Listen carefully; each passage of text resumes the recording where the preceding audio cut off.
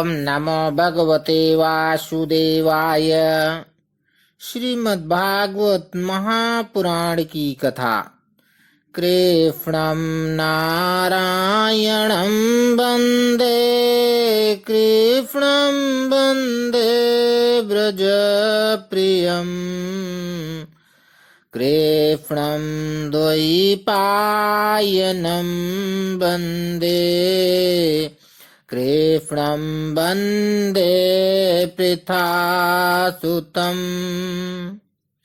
अथ चतुर्थस्कन्ध दशमोऽध्यायः।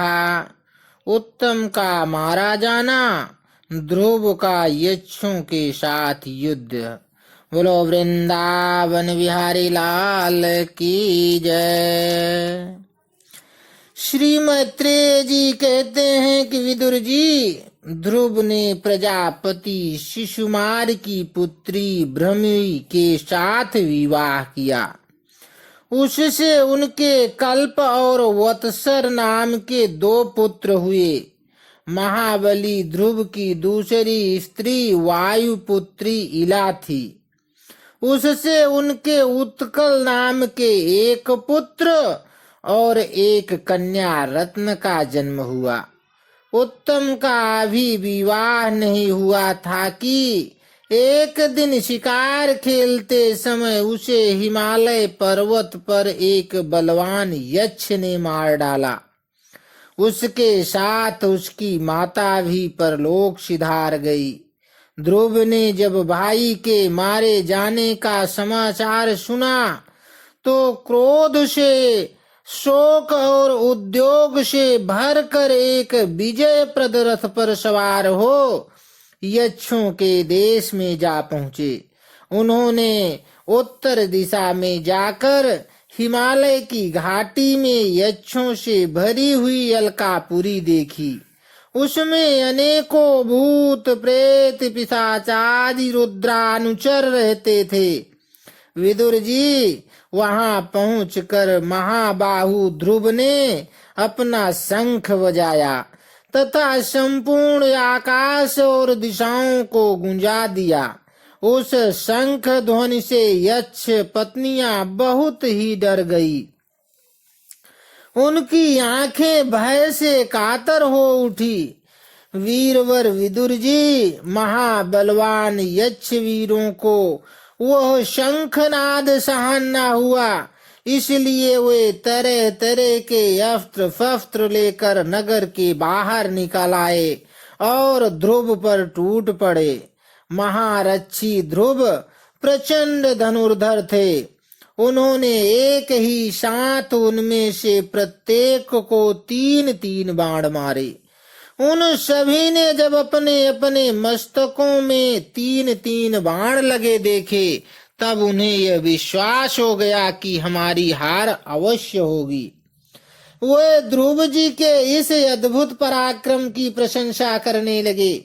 फिर जैसे सर्प किसी के पैरों का आघात नहीं सहते, उसी प्रकार ध्रुव के इस पराक्रम को न सहकर उन्होंने भी उनके बाणों के जवाब में एक ही साथ उनसे दूने 6-6 बाण छोड़े।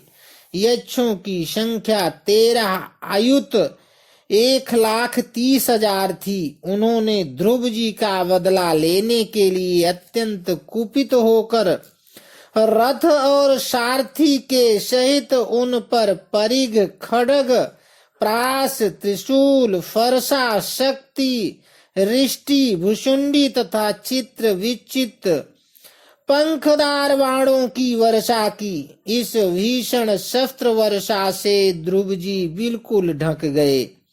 तब लोगों को उनका दिखना वैसे ही बंद हो गया जैसे भारी वर्षा से पर्वत का। उस समय जो सिद्धगण आपस में स्थित होकर यह दृश्य देख रहे थे, वो सब हाय हाय करके कहने लगे, आज यक्ष सेना रूप समुद्र में डूबकर यह मानो सूर्य अस्त हो गया। यक्ष लोग अपनी विजय की घोषणा करते हुए युद्ध क्षेत्र में सिंह की तरह गरजने लगे। इसी बीच में ध्रुव जी का रथ एकाएक वैसे ही प्रकट हो गया जैसे कुहरे में से सूर्य भगवान निकल आते हैं। ध्रुव जी ने अपने दिव्य धनुष की टंकार करके शत्रुओं के दिल दहला दिए और फिर प्रचंड बाणों की वर्षा करके उनके अस्त्र शस्त्रों को इस प्रकार छिन्न भिन्न कर दिया जैसे आंधी बादलों को तितर बितर कर देती है। उनके धनुष से छूटे हुए तीखे तीर यक्ष राक्षसों के कवचों को भेद कर इस प्रकार उनके शरीर में घुस गए जैसे इंद्र के छोड़े हुए वज्र पर्वतों में प्रवेश कर गए थे। विदुर जी, महाराज ध्रुव के बाणों से कटे हुए यक्षों के सुंदर कुंडल मंडित मस्तकों से, सुनहरी ताल वृक्ष के समान जांघों से, वलय विभूषित बाहुओं से, हार भुजबंड मुकुट और बहुमूल्य पगड़ियों से पटी हुई वह वीरों के मन को लुभाने वाली समर भूमि बड़ी शोभा पा रही थी। जो यक्ष किसी प्रकार जीवित बचे वह क्षत्रिय प्रवर ध्रुव जी के बाणों से प्रायः अंग अंग छिन्न भिन्न हो जाने के कारण युद्ध क्रीड़ा में सिंह से परास्त हुए गजराज के समान मैदान छोड़कर भाग गए। नरश्रेष्ठ ध्रुव जी ने कहा, और देखा कि उस विस्तृत रणभूमि में अब एक भी शत्रु अस्त्र शस्त्र लिए उनके सामने नहीं है तो उनकी इच्छा अलकापुरी देखने की हुई, किंतु वे पुरी के भीतर नहीं गए। वे मायावी क्या करना चाहते हैं इस बात का मनुष्य को पता नहीं लग सकता। सारथी से इस प्रकार कहकर वह उस विचित्र रथ में बैठे रहे तथा शत्रु के नवीन आक्रमण की आशंका से सावधान हो गए। इतने में ही उन्हें समुद्र की गर्जना के समान आंधी का भीषण शब्द सुनाई दिया तथा दिशाओं में उठती हुई धूल भी दिखाई दी। एक क्षण में ही सारा आकाश मेघमाला से घिर गया। सब ओर भयंकर गड़गड़ाहट के साथ बिजली चमकने लगी।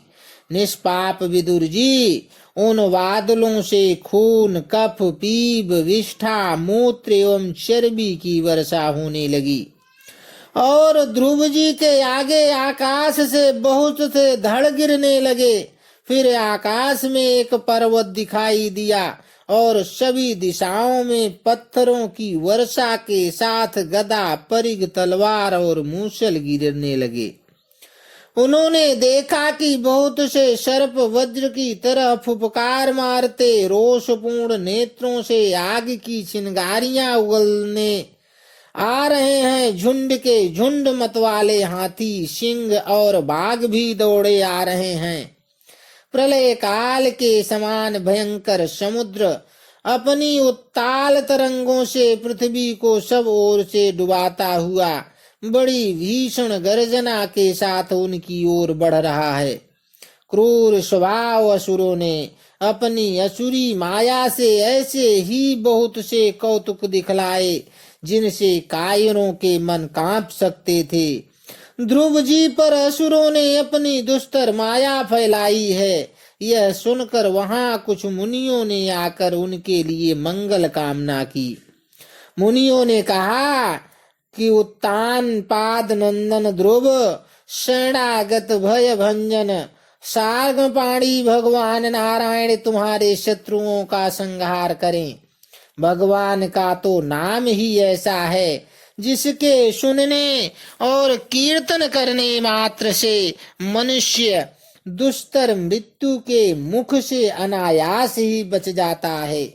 इति श्रीमद्भागवते महापुराणे पारमहंस्यां संहितायां चतुर्थ स्कंदे 10मोऽध्यायः। बोलो वृंदावन बिहारी लाल की जय।